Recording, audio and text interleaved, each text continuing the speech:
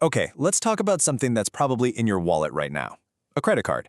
And specifically those reward points we all love to rack up. But here's a thought. What if that reward isn't really for you? We're going to pull back the curtain on this whole game, and it might just change the way you swipe forever. I mean, who doesn't love that, right? Cashback, travel points, it's an amazing feeling. You're just buying your groceries, paying a bill, and boom, suddenly you have points for a flight, or you see that cash back hit your account. It seriously feels like you've cracked the code, like you're getting free money. But what if that's the whole point? What if that amazing feeling of winning is exactly how the game is designed to make you feel, so you don't notice who's really taking home the prize? That's the question we've got to ask.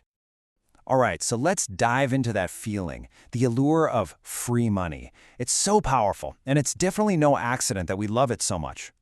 See, this idea of winning is not an accident. It is 100% by design. You should think of it less like a simple thank you from the company and more like a really, really smart psychological hook. Every single time you see those points add up or get a cashback alert, your brain gets a tiny little hit of dopamine. It's a small victory that just, well, it makes you feel good about spending.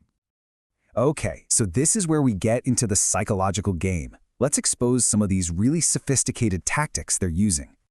Yeah, a sophisticated trick is the perfect way to describe it. This isn't some obvious scam. It's a whole system, carefully designed to influence your behavior without you even realizing it's happening. It's all about these little nudges that guide you, all while making you feel like you're totally in the driver's seat. So, what's the end game here? What's the main goal? Well, it's pretty simple. To get you to spend more. Maybe just a little bit more, but it all adds up. It's that little voice in your head that says, "Oh, I'm so close to getting that bonus." Or, "Hey, if I just buy this one more thing, I get double points." Sound familiar? Yeah, that's the system doing its job perfectly. And this really lays it out, doesn't it?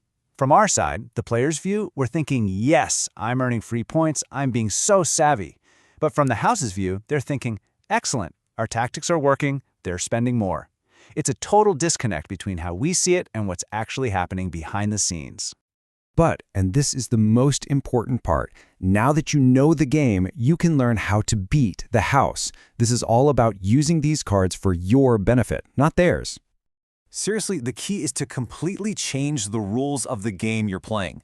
The second you understand their strategy, the power dynamic shifts. You're no longer just a pawn in their game. You can actually start using their system to your advantage. So how do you do it? It's actually pretty simple. Just 3 steps. Step 1. Treat your credit card like it's a debit card. If you don't have the cash in your bank account right now to cover it, just don't buy it.